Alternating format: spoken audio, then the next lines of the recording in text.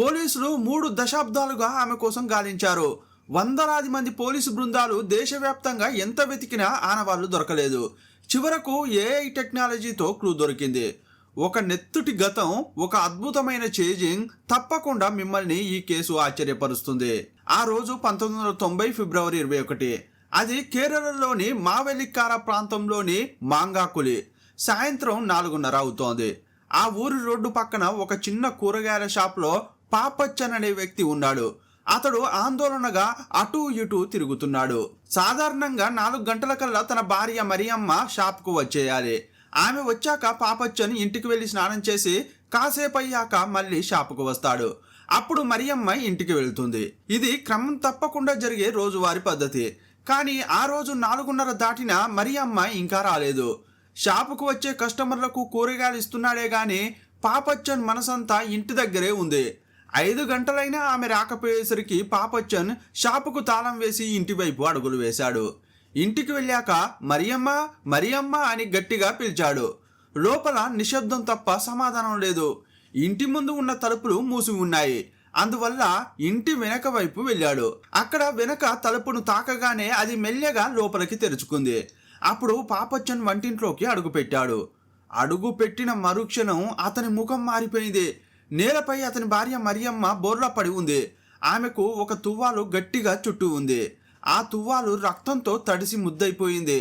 ఆమె తల నుండి కారుతున్న రక్తం ముఖమంతా అంటుకుని భయంకరంగా ఉంది. శరీరం వెనుక భాగం నుండి కూడా రక్తం దారాలు కడుతోంది. ఆ దృశ్యాన్ని చూడగానే పాపచ్చన్ ఒక్కసారిగా అరుస్తూ బయటకు పరిగెత్తాడు. కొన్ని నిమిషాల్లోనే పాపచ్చన్ ఇంటి ముందు జనం గుమికూడారు. వంటింటి తలుపు తెరిచే ఉంది. లోపల నిర్జీవంగా ఉన్న మరియమ్మను చూసి అందరిలోనూ వణుకు పుట్టింది. సమాచారం అందుకున్న మావెలిక్కార పోలీసులు వెంటనే అక్కడికి చేరుకున్నారు. కేసు తీవ్రతను బట్టి ఫోరెన్సిక్ నిపుణులను కూడా పిలిపించారు. పోలీసులు ఆ వంటింటిని క్షుణ్ణంగా పరిశీలించడం మొదలుపెట్టారు. హంతకుడు కేవలం చంపడమే కాదు, అత్యంత క్రూరంగా దాడి చేశాడు. మెడపై పదునైన కత్తితో బలంగా నరికాడు. ఆపై గొంతు కోశాడు. వీపు మీద, 2 చేతుల మీద, శరీరం అంతటా లెక్కలేనన్ని సార్లు కత్తితో పొడిచిన గాయాలున్నాయి. 63 ఏళ్ల ఆ ముసలామె మెడలో ఉన్న గొలుసును, చెవులకు ఉన్న కమ్మలను హంతకుడు లాగేసుకున్నాడు. ఎంత క్రూరత్వం అంటే ఒక కమ్మను తీయలేక ఆమె చెవినే కోసి పట్టుకుపోయాడు. రెండో చెవి కమ్మను కూడా లాగేయడంతో ఆ చెవి కూడా చిట్లిపోయింది. ఇంట్లోని అల్మారాలు గాని, నగలు దాచే పెట్టెలు గాని హంతకుడు ముట్టుకోలేదు. దొంగతనమే లక్ష్యమైతే అన్ని వెతికేవాడు. కానీ కేవలం వంటింట్లో ఉన్న మరియమ్మ నగలు మాత్రమే తీసుకున్నాడు. పోలీసులు మరియమ్మ ఇంటిని జల్లెడపడుతున్నారు. అప్పుడు వారికి ఒక విషయం బాగా అర్థమైంది. హంతకుడు ఆ ఇంటికి దొంగతనం కోసం రాలేదు. ఎందుకంటే ఇంట్లోని బీరువాలు కానీ, మిగతా అల్మారాలు కానీ వెతికినట్లు లేవు. అసలు వాటిని ముట్టుకోలేదు. కానీ వంటింట్లో మాత్రం పెద్ద యుద్ధమే జరిగినట్లు కనిపిస్తోంది. పాత్రలన్నీ కింద పడి ఉన్నాయి. దీన్ని బట్టి మరియమ్మ హంతకుడితో ప్రాణాల కోసం చివరి వరకు పోరాడిందని అర్థమవుతోంది. మరియమ్మ కంటే బలవంతుడైన ఎవరో ఆమెపై దాడి చేసి చంపేశారు. హంతకుడు కేవలం మరియమ్మ ఒంటి మీద ఉన్న నగలను మాత్రమే తీసుకున్నాడు. మరియమ్మ చేతులకు ఉన్న గాజులను తీయడానికి కూడా ప్రయత్నించలేదు. అంటే వచ్చిన వ్యక్తికి ఏదో కక్ష ఉండి ఉంటుంది. లేదంటే దొరికిన నగలతో సరిపెట్టుకుని వెంటనే పారిపోవాలని చూసి ఉంటాడని పోలీసులు అనుకున్నారు. కానీ పోలీసుల మెదళ్లను 2 ప్రశ్నలు తొలుస్తున్నాయి. మరియమ్మను చంపిందెవరు, ఎందుకు చంపారని ఆలోచించడం మొదలుపెట్టారు. మొదట పాపచ్చన్ నుంచే విచారణ మొదలైంది. ఆ తర్వాత చుట్టుపక్కల ఇళ్లపై దృష్టి పెట్టారు. విచారణలో పక్కింటి లేడీ పోలీసులకు ఒక విషయం చెప్పింది. సాయంత్రం ఆమె ఇంటికి వస్తున్నప్పుడు ఒక అమ్మాయి ఆ దారిలో చాలా వేగంగా వెళ్ళడం చూసింది. ఆ అమ్మాయి ఎవరో కాదు, రజీ. ఆమె గతంలో మరియమ్మ ఇంట్లోనే పని మనిషిగా ఉండేది. ఆ రోజు రజీ అక్కడ కనిపించిందని తెలియగానే పోలీసులు ఆమెను విచారించాలని అనుకున్నారు. పోలీసులు వేగంగా రజీ ఇంటికి చేరుకున్నారు. మరియమ్మ చనిపోయిన విషయం చెప్పగానే, నాకు తెలుసు సార్, ఆమె నాకు బంధువు కూడా అవుతుంది అని చాలా కూల్గా సమాధానం ఇచ్చింది. ఆమెపై అనుమానంతో ఉన్న పోలీసులు ఇల్లంతా క్షుణ్ణంగా వెతకడం మొదలుపెట్టారు. మంచం కింద ఒక పొట్లం కనిపించింది. దాన్ని బయటకు తీసి విప్పి చూశారు. అందులో మరియమ్మ మెడలోని గొలుసు, చెవి కమ్మలు ఉండడం చూసి అంతా షాక్ అయ్యారు. ఈ నగలు నీ మంచం కిందికి ఎలా వచ్చాయి రజీ అని పోలీసులు గట్టిగా ప్రశ్నించారు. ఆ ఒక్క ప్రశ్నతో అక్కడ వాతావరణం మొత్తం వేడెక్కింది. రజీ ఒక పని మనిషి. ఆమె దగ్గర అంత పెద్ద బంగారు గొలుసు ఉండే అవకాశమే లేదని పోలీసులు అనుకున్నారు. పోలీసులు నిలదీస్తుంటే రజీ ముఖం పారిపోయింది. ఆమె కళ్ళలో వణుకు మొదలైంది. పోలీసులు రజిని కస్టడీలోకి తీసుకునే ముందు ఇంటి వెనక ఉన్న షెడ్డును చెక్ చేశారు. అక్కడ ఉతికి ఆరేసిన ఒక లంగా, షర్టు ఉన్నాయి. పోలీస్ ఆఫీసర్ ఆ బట్టల దగ్గరికి వెళ్ళగానే ముక్కుకు రక్తపు వాసన తగిలింది. ఆ బట్టలు ఇప్పుడే ఉతికి ఆరేసినట్లు ఉన్నాయి, కానీ వాటి నుండి రక్తపు వాసన వస్తోంది. ఆ ఆఫీసర్ ఆ బట్టలను పట్టుకుని రజి ముందుకు వచ్చాడు. రజి, ఈ బట్టలు ఎందుకు ఉతికావు అని సూటిగా అడిగాడు. సార్, నేను స్నానం చేసినప్పుడల్లా బట్టలు ఉతుకుతాను సార్, అది నా అలవాటు అని ఆమె తడబడుతూనే చెప్పింది. కానీ రజి, ఈ బట్టల మీద రక్తం అంటుకుని ఉంది కదా అని ఆయన మళ్ళీ నిలదీశారు. అప్పుడు అనుకోకుండా రజి నోటి నుండి ఒక మాట వచ్చేసింది. సార్, అది ఇంకా పోలేదా అంది. పోలీసులు ఆశించిన సమాధానం తన నోటి నుండి వచ్చేసిందని రజికి కూడా అప్పుడే అర్థమైంది. తను దొరికిపోయాననే నిజాన్ని రజి ఆ క్షణంలో గ్రహించింది. నిజానికి రజి కంటే ముందు ఆమె అక్క ఈ పాపచ్చన్ మరియమ్మ దంపతుల ఇంట్లో పనిచేసేది. రజి అక్క ఆ ఇంట్లో పనికి చేరడానికి ఒక కారణం ఉంది. రజి తల్లి చనిపోయినప్పుడు రజి మరియు ఆమె అక్కను ఒంటరిగా వదిలేసి వారి తండ్రి వేరే పెళ్లి చేసుకుని వెళ్ళిపోయాడు. ఇంట్లో ఒంటరిగా మిగిలిపోయిన ఆ అమ్మాయిలు ఎలా బతకాలని ఆలోచిస్తున్న సమయంలోనే మరియమ్మ, పాపచ్చన్ దంపతులు రజి అక్కకు పనిచ్చారు. ఆ ఇంట్లో ఆమెను ఒక పని మనిషిలా కాకుండా తమ సొంత కూతురిలా చూసుకునేవారు. ఆ దంపతులే ఆ అమ్మాయికి పెళ్లి కూడా చేసి పంపించారు. అక్క పెళ్లి జరిగిన తర్వాతే రజి ఆ ఇంట్లోకి వెళ్ళింది. ఆమెకు కూడా మరియమ్మ, పాపచ్చన్ అన్ని రకాల సౌకర్యాలు కల్పించారు. ఆమెను కేవలం పని మనిషిలా మాత్రమే చూడలేదు, ఆమెను టైప్ రైటింగ్ నేర్చుకోవడానికి పంపించేవారు కూడా. టైప్ రైటింగ్ నేర్చుకుని పరీక్షలు పాస్ అయి ఏదైనా ఉద్యోగం సంపాదించాలని వారు కోరుకునేవారు. ఆ దంపతుల 2 కొడుకులు కూడా బాగా చదువుకుని విదేశాల్లో సెటిల్ అయ్యారు. చదువుకుని ఉద్యోగం చేసేవారంటే పాపచ్చన్, మరియమ్మలకు చాలా ఇష్టం. అందుకే ఆ ఇంట్లో ఉన్న 2 అమ్మాయిలను వారు కుటుంబ సభ్యుల్లాగే చూసుకునేవారు. కానీ మరియమ్మ చనిపోవడానికి కొన్ని వారాల ముందు ఆ ఇంట్లో ఒక సంఘటన జరిగింది. రజికి 18 ఏళ్ల వయసు మాత్రమే ఉన్నప్పటికీ ఆమెను చూస్తే అదే వయసు అని ఎవరూ నమ్మరు. అంతకంటే ఎక్కువ వయసు ఉన్నట్లు కనిపిస్తుంది. చాలా ఆరోగ్యంగా ఉన్న రజి ఆ దారిలో వెళ్లే చాలా మంది యువకుల కళ్ళల్లో పడింది. వారంతా ఆమెను వెంబడిస్తుంటే రజి కూడా వారితో కలిసిపోయేది. రోడ్డుపై పోకిరీలుగా తిరిగే యువకులతో రజి చనువుగా ఉండడం, నవ్వడం మరియమ్మకు అస్సలు నచ్చలేదు. అది తమ పద్ధతి కాదని భావించిన మరియమ్మ రజిని పనిలో నుండి తీసేసింది. ఇంటికి రావద్దని చెప్పేసింది. కానీ ఈ సంఘటన రజికి కక్షను పెంచింది. రోడ్డుపై వెళ్లే యువకులతో మాట్లాడినందుకు తనను ఇంటి నుండి పంపించేస్తావా అని కుత ఉడికిపోయేది. రోజులు గడిచే కొద్దీ ఆ కోపం పెరుగుతూ వచ్చింది.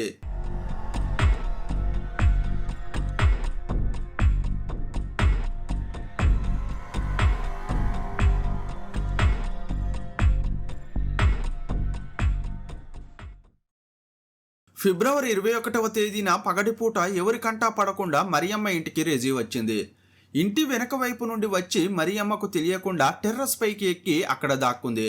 ఆమెకు మరియమ్మ దినచర్య బాగా తెలుసు. సుమారు 3-3:30 గంటల సమయంలో మరియమ్మ వంటలన్నీ పూర్తి చేస్తుంది. ఆ తర్వాత వెనక తలుపు వేసి పాలు పట్టుకుని బయటకు వస్తుంది. పక్కన ఉన్న 1-2 ఇళ్లకు పాలు పోస్తుంది. మరియమ్మ, పాపచ్చన్ కష్టపడి బతికే వ్యక్తులు. పాలు అమ్మడం వారికి ఒక మంచి ఆదాయ మార్గం. మరియమ్మ పాల పాత్రతో వంటింటి తలుపు వేసి బయటకు వెళ్ళింది. ఆమె వెళ్లే సమయం కరెక్ట్గా తెలిసిన రెజీ మరియమ్మ బయటకు వెళ్లిన సమయంలో టెర్రస్ పై నుంచి కిందకు దిగింది. వంటింటి తలుపులు తెరుచుకుని లోపలికి వెళ్ళింది. అక్కడే ఉన్న ఒక కత్తిని తీసుకుని మరియమ్మ కోసం వేచి చూసింది. కాసేపయ్యాక మరియమ్మ పాలు పోసి తిరిగి ఇంటికి వచ్చింది. ఇంట్లో అడుగు పెట్టిన మరుక్షణమే తన చేతిలో ఉన్న కత్తితో రెజీ దాడి చేసింది. మరియమ్మ మెడపై బలంగా నరికింది. అస్సలు ఊహించని విధంగా మెడపై దెబ్బ పడడంతో మరియమ్మ బ్యాలెన్స్ తప్పి పక్కనే ఉన్న పాత్రలపై పడింది. అప్పుడు గిన్నెలన్నీ ఒక్కసారిగా కింద పడిపోయాయి. బోర్లా పడిపోయిన ఆ ముసలామె వీపుపై ఎక్కి కూర్చున్న రజి తన చేతిలో ఉన్న కత్తితో ఆమె 2 చేతులపై కంటిన్యూగా పొడిచింది. ఆ చేతులపైనే అలా పొడవడానికి ఒక కారణం ఉంది. రజి యువకులతో మాట్లాడడం చూసి కోప్పడిన మరియమ్మ అవే చేతులతో రజిని కొట్టింది. ఇకపై ఇలాంటి విధవ పనులు చేయకు అని చెప్పి ఆమెను పనిలో నుండి తీసేసింది. అప్పుడే ఆ చేతులను నరికేయాలని రజి మనసులో గట్టిగా అనుకుంది. అదును కోసం వేచి చూసింది. ఇప్పుడు ఆ చేతులపై పదే పొడిచింది. ఆమె చనిపోయిందని నిర్ధారించుకున్నాక మెడలోని గొలుసును తీసుకుంది. గొలుసును గట్టిగా తెంచేసేటప్పుడు మరియమ్మ మెడపై మరో గాయమైంది. అప్పుడే రజి దృష్టి మరియమ్మ చెవి కమ్మలపై పడింది. ఆమె ఒక కమ్మను కష్టపడి విప్పింది, కానీ దానికి చాలా సమయం పట్టింది. ఈలోపు పాపచ్చన్ భార్య కోసం షాపు మూసేసి ఇక్కడికి వచ్చే అవకాశం ఉందని అనుకున్న రజి ఇక ఆలస్యం చేయకుండా కత్తితో మరో చెవిని కోసేసింది. ఆ కమ్మలు అంటే ఆమెకు చాలా ఇష్టం. ఆ కమ్మలు గొలుసు తీసుకుని కత్తిని అక్కడే పడేసి బయటకు వచ్చింది. ఆ నగలను తన షర్టు జేబులో వేసుకుని ఇంటి ముందుకు వచ్చి చుట్టూ చూసింది. అక్కడ ఎవరూ లేరు. తనను ఎవరూ చూడలేదని నమ్మకం కుదిరాక రజి వేగంగా తన ఇంటి వైపు నడిచింది. దారిలో వెళ్తుంటే ఒకరిద్దరు లేడీస్ ఆమెను చూశారు. సరిగ్గా అదే సమయంలో పాపచ్చన్ షాపు మూసి ఇంటికి బయలుదేరాడు. పాపచ్చన్ ఇంటికి చేరుకుని మరియమ్మను చూడడం, ఆ తర్వాత ఊరి జనం వచ్చి ఆ గందరగోళం జరిగే లోపే రజి తన ఇంటికి చేరుకుంది. ఇంటికి వెళ్ళగానే రజి మొదట స్నానం చేసింది. ఆ తర్వాత తెగిపోయిన చెవి ముక్కను నాశనం చేయడమే తన ప్రధాన పనిగా పెట్టుకుంది. కమ్మ తీసేసిన తర్వాత ఆ చెవి ముక్కను పక్కనే ఉన్న కాలువలో పారేసింది. ఆ తర్వాత తన బట్టలు విప్పి బాగా ఉతుక్కుంది. ఆమె వేసుకున్నది షర్టు కాబట్టి దానిపై రక్తం మరకలు ఉన్నాయి. సబ్బు కూడా పెట్టి చాలా కష్టపడి ఆ బట్టలు ఉతికింది. రక్తపు మరక ఒక్కటి కూడా లేదని నిర్ధారించుకున్నాకే ఆమె స్నానం చేసింది. స్నానం చేసి బయటకు వచ్చి ఆ బట్టలను షెడ్డులో ఆరేసి ఏమీ తెలియనట్లు ఇంటి ముందు కూర్చుంది. అప్పటికే మరియమ్మ హత్య వార్త నెమ్మదిగా అందరికీ చేరింది. కాసేపు అయ్యాక రజి కొత్త బట్టలు వేసుకుని ఇరుగు పొరుగు వారితో కలిసి మరియమ్మ ఇంటికి పరిగెత్తుకుంటూ వెళ్ళింది. మరియమ్మ మరణం విషయంలో మిగతా వారిలాగే రజి కూడా చాలా చురుగ్గా పాల్గొని అందరికీ సాయం చేసింది. ఈ మేరకు మావెలిక్కార సెషన్స్ కోర్టులో కేసు విచారణ జరిగింది. పోలీసులు ఇప్పటి వరకు కనిపెట్టిన విషయాలను ప్రాసిక్యూషన్ కోర్టులో బలంగా వినిపించింది. కానీ sessions court benefit of doubt కింద తీర్పునిచ్చింది. రజి నిర్దోషి అని చెప్పింది. రజి ఇంటి నుండి నగలు స్వాధీనం చేసుకున్నామని పోలీసులు చెప్పినప్పుడు అక్కడ ఒక చిన్న తప్పు జరిగింది. నగలు స్వాధీనం చేసుకునేటప్పుడు ఖచ్చితంగా సాక్షుల సమక్షంలో ఆ ప్రక్రియ జరగాలి. ఆ విషయంలో మావెలిక్కార పోలీసులు అశ్రద్ధ చూపించారు. నిజానికి వాళ్ళు రజిపై అనుమానంతో ఒక్కసారి చూసి వద్దామని ఆమె ఇంటికి వెళ్ళారు. కానీ ఆమెను ఇంత త్వరగా పట్టుకుంటామని వాళ్ళు అసలు ఊహించలేదు. అందుకే నగలు దొరికినప్పుడు అక్కడ పోలీసులు తప్ప సాక్షులు వేరే ఎవరూ లేరు. పోలీసులే స్వయంగా నగలు అక్కడ పెట్టి ఉంటారనే వాదనను డిఫెన్స్ తరపు లాయర్లు వినిపించడంతో రజికి ప్రయోజనం కలిగింది. అలా సెషన్స్ కోర్టు ఆమెను వదిలేసింది. కానీ ఈ నేరం చేసింది రజి అని కేసు దర్యాప్తు చేస్తున్న పోలీసులకు 100కు 100% నమ్మకం ఉంది. కేవలం సాంకేతిక కారణాల వల్లే రజి తప్పించుకుందని భావించి హైకోర్టులో అప్పీల్ చేశారు. 1998 సెప్టెంబర్ నాటికి విచారణ చివరి దశకు చేరుకుంది. సెప్టెంబర్ మొదటి వారంలో విచారణ పూర్తయింది. కోర్టుకు హాజరైన రజికి హైకోర్టు ఈ కేసును చూస్తున్న తీరు అర్థమైపోయింది. సెషన్స్ కోర్టులా కాకుండా హైకోర్టు చాలా సీరియస్గా ఉంది. రజి నేరస్తురాలని నిరూపించడానికి ప్రాసిక్యూషన్ దగ్గర బలమైన ఆధారాలు ఉన్నాయి. వారు బాగా ప్రిపేర్ అయి వచ్చారు. రజి తరపున వాదించే లాయర్ల కంటే ప్రాసిక్యూషన్ బలంగా ఉంది. రజికి డబ్బు వెదజల్లి పెద్ద పెద్ద లాయర్లను పెట్టుకునే స్తోమత లేదు. ఆమె చాలా ఇళ్లల్లో పని మనిషిగా పనిచేస్తోంది. 1990లో హత్య జరిగితే 1993లో ఆమె విడుదలైంది. 1990 నుండి 1993 వరకు అంటే 3 ఏళ్లు ఆమె చాలా కష్టపడింది. బంధువులందరూ ఆమెకు దూరమయ్యారు. కోర్టు విడుదల చేశాక బంధువులు ఆమెకు దగ్గరవ్వాలని చూసినా ఆమె వారికి దూరంగా ఉంటూ వేరే ప్రాంతాల్లో పనికి వెళ్ళేది. ఈ హత్య జరిగినప్పుడు రజి వయసు కేవలం 18 ఏళ్ళు మాత్రమే. ఇప్పుడు మరో 8 ఏళ్ళు గడిచాయి. అంటే ఆమెకు 26 ఏళ్ళు.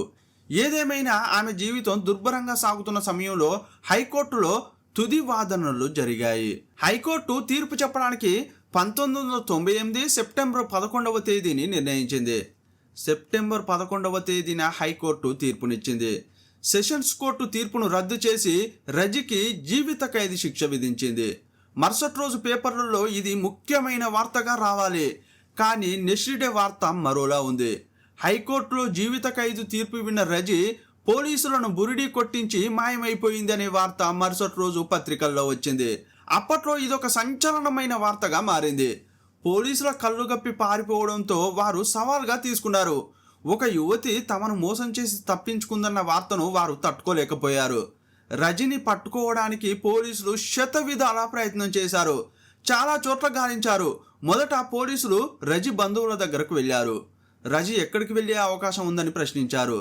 రజి బంధువులు గుజరాత్లో ఉన్నారని కొందరు చెప్పడంతో ఒక పోలీసు బృందం గుజరాత్కు కూడా బయలుదేరింది. ఆ బంధువుల అడ్రస్ కూడా వారి దగ్గర ఉంది. కానీ అక్కడ కొన్ని రోజులు వెతికిన పోలీసులు ఖాళీ చేతులతో తిరిగి వచ్చారు. ఎందుకంటే అక్కడ రజి లేదు. అదే సమయంలో మరో బృందం మరికొందరు ఇచ్చిన సమాచారం మేరకు తమిళనాడుకు వెళ్ళింది. వారు కూడా ఊరికనే తిరిగి వచ్చారు. ఇలా వెతుకుతుండగానే నెలలు గడిచిపోయాయి. చూస్తుండగానే 2 ఏళ్లు గడిచి 2000వ సంవత్సరం వచ్చింది. అప్పుడు ఈ కేసులో చాలా మార్పులు జరిగాయి. దర్యాప్తు చేస్తున్న పాత అధికారులు పోతుండగా కొత్త వారు వస్తున్నారు. అప్పటికే రజీ ఫైల్ స్టేషన్లో పెండింగ్లో ఉంది. కొత్త అధికారులు వచ్చినప్పుడల్లా పాత ఫైళ్లను క్లియర్ చేయడానికి ప్రయత్నిస్తుంటారు. నిజానికి ఒక అనుభవం కోసం ఇలాంటి పెండింగ్ ఫైళ్లను కొత్తగా వచ్చే వారికి ఇస్తుంటారు. అలా ఆ ఫైళ్లను తీస్తున్నప్పుడు మధ్య మధ్యలో రజీ ఫైల్ కూడా బయటకు రావడం మొదలైంది. ఆ ఫైల్ తీసుకున్న అధికారులు ఒక సాధారణ యువతి కేసును దర్యాప్తు చేసినట్లుగా ఫీల్ అయ్యేవారు. రజి కోసం మొదట పాపొచ్చిన ఇంటికి, రజి పాత ఇంటికి వెళ్ళేవారు. ఆ తర్వాత ఆమె బంధువుల ఇళ్లకు, ఆమెకు తెలిసిన వారి ఇళ్లకు వెళ్ళేవారు. అన్ని చోట్ల వెతికి చివరకు రజి కనిపించడం లేదు అనే ఒక నోట్ రాసి ఆ ఫైల్ను పక్కన పెట్టేసేవారు. అలా సంవత్సరాలు గడిచిపోయాయి. 2000 సంవత్సరం నుండి 2010వ సంవత్సరం వచ్చేసింది. రజీ మాయమై అప్పటికే 12 ఏళ్లు పూర్తయ్యాయి. ఈ క్రమంలో కేరళ ప్రజలు రజిని మరో సుకుమార కురూప్తో పోల్చడం మొదలుపెట్టారు. ఎందుకంటే ఇద్దరు మావేలిక్కార ప్రాంతం వారే. సుకుమార కురూప్ కోసం పోలీసులు ఎంతో గాలించారు, కానీ అతను దొరకనే లేదు. రజీ కేసు కూడా అదే తీరులో ఉంది. రజీ కోసం పోలీసులు వెతకని చోటు లేదు. ఇదే టైంలో కొందరు రజిని ఇక్కడ చూసాం, అక్కడ చూసామని ఇన్ఫర్మేషన్ ఇచ్చేవారు. ఆ ప్రదేశం కొన్నిసార్లు పెరంబావూర్ బస్ స్టాండ్ అయ్యేది. ఆ సమయంలో పెరంబావూర్లో బెంగాలీలు ఎక్కువగా ఉండేవారు. అక్కడ ఉండే కూలీల గుంపులో రజిని చూశామని కొందరు చెప్పారు. పోలీసులు ఆ ప్రాంతమంతా జల్లెడ పట్టారు. సుమారు 1 నెల తర్వాత రజీ ఫైల్లో మరో విషయం రాశారు. అదేంటంటే రజి పెరంబావూర్లో లేదని. 2 ఏళ్ల తర్వాత అలప్పులలో బోటు దిగుతున్న రజిని చూశామని కొందరు చెప్పారు. పోలీసులు అక్కడికి కూడా వెళ్ళి వెతికారు. చాలా రోజులు దర్యాప్తు చేసిన రజీ దొరకలేదు. 2017 వచ్చేసరికి రజీ కేసు పోలీసులకు పెద్ద తలనొప్పిగా మారింది. రజీ కనిపించకుండా పోయి అప్పటికి సుమారు 21 ఏళ్ళు అయింది. ఒక యువతి ఊహించని విధంగా పోలీసుల నుంచి తప్పించుకుని పారిపోయింది. ఒక్క ఆధారం కూడా దొరకకుండా గాలిలో కలిసిపోయినట్లు కనిపించకుండా పోయిందని పోలీసులు ఆశ్చర్యపోయేవారు. రజీ ఎక్కడో ఒక చోట ఉందని పోలీసులకు అనిపించేది, కానీ కొందరు మాత్రం మరోలా భావించేవారు. ఆమె బతికి ఉంటే ఖచ్చితంగా తన బంధువులను ఎప్పుడో ఒకప్పుడు కలిసేది కదా, సొంత వాళ్లతో మాట్లాడకుండా ఎన్నాళ్ళు ఉండగలరు అనుకునేవారు. 2019లో కోవిడ్ వ్యాపించింది. ప్రపంచమంతా కోవిడ్ గుప్పుట్లో చిక్కుకున్నప్పుడు హఠాత్తుగా ఒక వార్త వైరల్ అయింది. అదేంటంటే రజీ కోవిడ్ సోకి చనిపోయిందని. అప్పుడు ఈ కేసు దర్యాప్తును వేగంగా ముగించాలని సెషన్స్ కోర్టు ఉత్తర్వులు ఇచ్చింది. రజీ బతికే ఉందా లేదా అనే విషయానికి పోలీసులు సమాధానం చెప్పాల్సిన పరిస్థితి ఏర్పడింది. ఒకవేళ రజీ చనిపోయి ఉంటే ఆమె మృతదేహాన్ని గుర్తించి ఆ విషయాన్ని రికార్డుల్లో రాస్తే ఈ కేసు క్లోజ్ అవుతుంది. ఆ ఆలోచన రావడమే ఆలస్యం. పోలీసులు మార్చిరీలోకి వెళ్ళడం మొదలుపెట్టారు. దిక్కులేని శవాల మధ్య రజీ ఉంటుందేమో అని వెతికారు, కానీ ఎక్కడా పోలీసులకు అనుకూలమైన సమాచారం దొరకలేదు. సరిగ్గా ఈ సమయంలోనే చైత్రా తెరిసా జాన్ అనే లేడీ డైనమిక్ ఆఫీసర్ ఈ కేసు దర్యాప్తు విభాగానికి అధికారిగా వచ్చారు. ఆమె పరిధిలోని స్టేషన్లలో చాలా పెండింగ్ కేసులు ఉన్నాయి. వాటి లిస్టును ఆమె సేకరించినప్పుడు రజీ కేసు ఆమె దృష్టిలో పడింది. సంఘటన జరిగినప్పుడు రజీ వయసు 18 ఏళ్ళు, కానీ ఇప్పుడు 2021, అంటే కనీసం మరో 31 ఏళ్ళు పెరిగి ఉండాలి. అంటే 18 + 31 కలిపితే ఆమె వయసు 49 ఏళ్ళు. ఆ 18 ఏళ్ల అమ్మాయి ఇప్పుడు 49 ఏళ్ల మహిళగా మారి ఉంటుంది. పోలీసులు వెతుకుతున్నది 18 ఏళ్ల అమ్మాయినా లేక 49 ఏళ్ల మహిళనా అనే ప్రశ్న చైత్రా తెరిసా జాన్కు కలిగింది. పోలీసులు ఇంకా 18 ఏళ్ల అమ్మాయి కోసం వెతుకుతుంటే ఖచ్చితంగా విఫలం అవుతారు అనడంలో సందేహం లేదు. ఇప్పటికే ఆమె రూపం మారిపోయి ఉంటుంది, ముఖ కవలికలు కూడా మారిపోయి ఉంటాయి, చివరికి బాడీ లాంగ్వేజ్ కూడా మారిపోయి ఉంటుంది. ఇదంతా అర్థం చేసుకున్న చైత్ర అప్పటి వరకు జరిపిన దర్యాప్తు పద్ధతులను పరిశీలించారు. ఆ పద్ధతులన్నీ ఒకే రకమైన ప్యాటర్న్లో ఉన్నాయి. ఆ పద్ధతి వల్ల రిజల్ట్ వచ్చి ఉంటే అది ఎప్పుడో వచ్చేది. కాబట్టి ఇప్పుడు ఆ పాత పద్ధతిని మార్చితేనే ఈ కేసులో ఏదైనా క్లూ దొరుకుతుందని అనుకున్నారు. ఆ పాత పద్ధతిని మార్చడానికి చైత్ర తన కింద ఒక ప్రత్యేక టీంను ఏర్పాటు చేశారు. డిఎస్పి బినుకుమార్ ఆ టీంకు నాయకత్వం వహించారు. అంతవరకు ఎవరూ అనుసరించని ఒక కొత్త రీతిలో రజీ కేసును దర్యాప్తు చేయడం ఆయన మొదలుపెట్టారు. 1993లో సెషన్స్ కోర్టు రజీని విడుదల చేసినప్పటి నుండి ఆమె వివిధ చోట్ల పనిచేసిందని పోలీసులకు తెలుసు. పోలీసులు ఆ ప్రతి ఇంటికి వెళ్లి విచారించారు. వారు వెతుకుతున్నది 2022 మధ్యకాలంలో, అంటే చాలా ఏళ్లు గడిచిపోయాయి. ఆ ఇల్లు కూడా ఇప్పుడు మారిపోయాయి. చాలా మందికి అసలు అలాంటి ఒక అమ్మాయి పనిచేసిందనే విషయం కూడా గుర్తులేదు. ఏదేమైనా పోలీసులు ఒక సమగ్రమైన విచారణ మొదలుపెట్టారు. అలా వెతుకుతున్న బినుకుమార్ టీంకు రజీ ఒక ఇంటి నుండి మరో ఇంటికి పనికి మారుతున్న విషయాలు తెలిసాయి. అలా వారు రజీని వెంబడిస్తూనే ఉన్నారు. 1998 వరకు రజీ ప్రయాణాన్ని బినుకుమార్ టీం ఖచ్చితంగా ట్రేస్ చేయగలిగింది. నిజానికి ఆ రికార్డు ముందే పోలీసుల దగ్గర ఉండాల్సిందే. కానీ 1993లో రజీ విడుదలయ్యాక ఆ విషయంలో పోలీసులు అంత సీరియస్గా లేరు. 1998లో రజీ పోలీసుల నుంచి తప్పించుకున్నప్పటికీ ఆమె బతకాలంటే ఏదో ఒక పని చేయాలి కదా. అందువల్ల 93 నుండి 98 మధ్య ఆమె పనిచేసిన చోట పరిచయాలను ఆమె వాడుకుని ఉంటుందా అనే సందేహం కలిగింది. ఆ పరిచయాలను ఆమె వాడుకుంటే తను దాక్కోవడానికి ఏదైనా షెల్టర్ దొరికే ఉంటుంది. అలా ఆరా తీస్తూ ఉండగా తమిళనాడు వ్యక్తితో రజికి పరిచయం ఉందని పోలీసులకు తెలిసింది. అతని పేరు రాజు. అతను తమిళనాడులోని తక్కల ప్రాంతానికి చెందినవాడు. పోలీసులు అతని కోసం తక్కలకు వెళ్ళారు. అక్కడికి వెళ్ళి రాజు గురించి విచారించారు. తక్కల ప్రజలకు రాజు గురించి తెలుసు. పూర్వం అక్కడ ఒక రాజు ఉండేవాడని సమాచారం ఇచ్చారు. రాజు ఒక లేడీని పెళ్లి చేసుకుని ఆమెతో కలిసి కేరళకు వెళ్లిపోయాడని అక్కడి వారు చెప్పారు. రాజు పెళ్లి చేసుకున్నది ఎవరిని అనే ప్రశ్నకు కూడా సమాధానం దొరికింది. ఆమె పేరు మినీ. వారు పెళ్లి చేసుకుని ఇప్పుడు కేరళలోని ఎర్నాకుళం జిల్లాలో ఉంటున్నారని రాజు బంధువులు చెప్పారు. ప్రస్తుతం రాజు కుటుంబం తమిళనాడుకు అస్సలు రావడం లేదు. రాజు ఫోటో ఏదైనా ఉందా అంటే వారి దగ్గర చూపించడానికి ఫోటో కూడా లేదు. కానీ పోలీసులకు ఒక విషయం అర్థమైంది. అదేంటంటే రజికి రాజు అనే వ్యక్తితో సంబంధం ఉందని. కానీ తక్కల జనం మాత్రం రాజుకు పెళ్లి అయిందని, అతని భార్య పేరు మినీ అని చెప్పారు. వారు ఎర్నాకుళంలో ఉంటున్నారని కూడా తమకు తెలిసిన విషయాలను పంచుకున్నారు. కేరళకు తిరిగి వచ్చిన బినుకుమార్ టీం ఇప్పుడు 2 విషయాలను వెతుకుతోంది. ఒకటి రజి కోసం, 2 రాజు కోసం. రాజు, అతని భార్య మినీ వీరిద్దరిని కూడా పోలీసులు వెతకాలి. రాజును మినీని ఎలా కనిపెట్టాలని ఆలోచిస్తూ తలలు పట్టుకుంటున్న సమయంలో తక్కలలో వారు పరిచయం చేసుకున్న రాజు బంధువు ఒకరు ఫోన్ ద్వారా బినుకుమార్ టీంకు ఒక విషయం చెప్పాడు. తాను సంపాదించిన ఒక ఫోన్ నంబర్ ఇచ్చాడు. అది రాజు భార్య మినీ ఫోన్ నంబర్ అని చెప్పాడు. ఒకవేళ రాజు భార్య తాము వెతుకుతున్న రజీ అయితే ఈ దర్యాప్తు ముగుస్తుంది. ఆ విషయం బినుకుమార్ టీంకు కూడా బాగా తెలుసు. ఏదేమైనా ఆ మొబైల్ నంబరు వారికి ఒక పెద్ద ఆధారంగా మారింది. వారు ఆ మొబైల్ నంబర్ ఆధారంగా విచారణ చేయగా ఆ నంబర్ ఉన్న వ్యక్తి ఆధార్ కార్డు కాపీ దొరికింది. అది మినీ యొక్క ఆధార్ కార్డు. ఆ కార్డు కాపీ తీసుకున్న పోలీసు బృందం చాలా కాలం తర్వాత రజీ కేసులో ఒక కొత్త డాక్యుమెంట్ను కనిపెట్టింది. రజీ 18 ఏళ్ల వయసులో ఉన్న ఫోటో ఇప్పటికీ ఆ ఫైల్లో ఉంది. అదే ఫైల్లోకి ఇప్పుడు కొత్త పాత్ర ప్రవేశించింది. మినీ వయసు ఎంత అని చెక్ చేసినప్పుడు ఆమె వయసు 51 ఏళ్ళు అని తెలిసింది.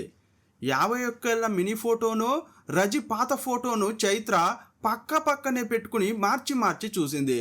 కానీ వారిద్దరి మధ్య ఎలాంటి పోలిక లేదు. కానీ చైత్ర మాత్రం ఈ కేసులో ఇలాగే ముందుకు వెళ్ళండి అని బినుకుమార్ టీంకు చెప్పారు. ఆధార్ కార్డు ద్వారా మినీ అడ్రస్ను కనిపెట్టడం పోలీసులకు పెద్ద కష్టమేమీ కాదు. అందుకే వారు మినీకి తెలియకుండా ఆమెతో సంబంధం ఉన్న వ్యక్తుల జాబితా సేకరించి వారిని మెల్లగా వివరాలు అడిగారు. రాజు, మినీ పెళ్లి చేసుకుని చాలా ఏళ్ళయింది. వారికి 2 కొడుకులు. ఒక కొడుకు నేవీలో పనిచేస్తున్నాడు, మరో కొడుకు కెనడాలో ఉన్నాడు. ఆ దంపతుల గురించి ఎలాంటి అనుమానం అక్కర్లేదని విచారణకు వెళ్లిన లోకల్ పోలీసులు బినుకుమార్ టీంకు రిపోర్ట్ ఇచ్చారు. మినీ, రాజు దంపతుల్లో రాజు తక్కల ప్రాంతానికి చెందినవాడు. మినీ మాత్రం నా అనేవారు ఎవరూ లేని అనాథ. చాలా ఏళ్ల క్రితమే రాజు ఆమెను పెళ్లి చేసుకున్నాడు.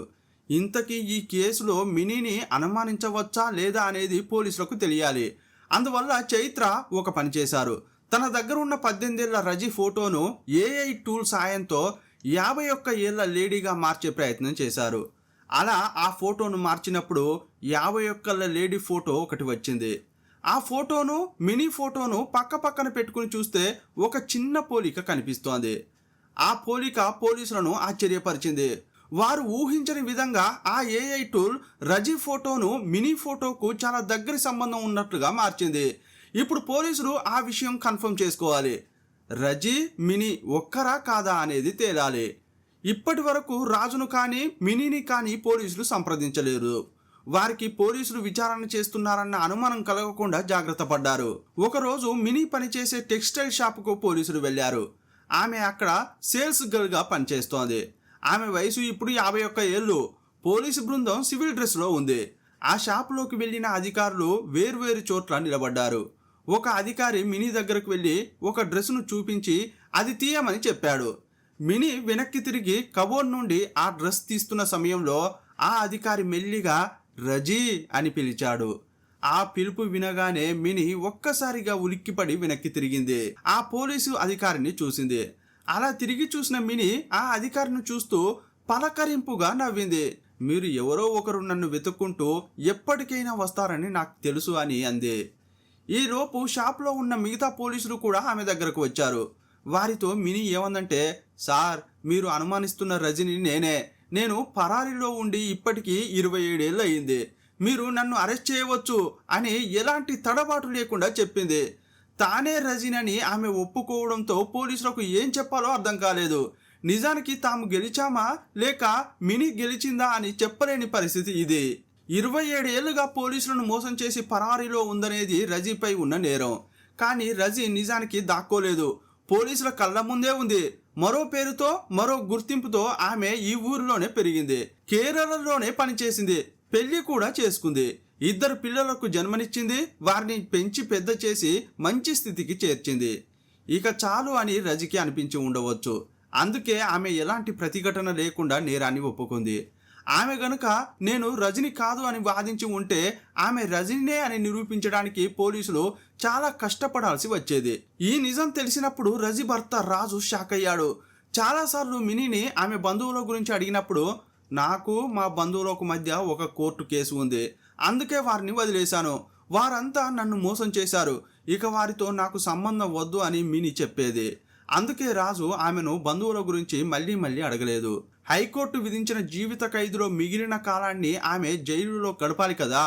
పైగా ఇన్నాళ్ళు పరారీలో ఉన్నందుకు అదనపు శిక్ష కూడా రజి కోసం ఎదురు చూస్తోంది. వాటన్నింటినీ అనుభవించడానికి సిద్ధంగా ఉన్నాననే మనస్తత్వంతోనే ఆమె ఉంది. ఈ కేసుపై మీ అభిప్రాయం ఏంటో కామెంట్ బాక్స్లో రాయండి. మరో వీడియోలో మళ్ళీ కలుసుకుందాం. అప్పటి వరకు సెలవు. జై హింద్.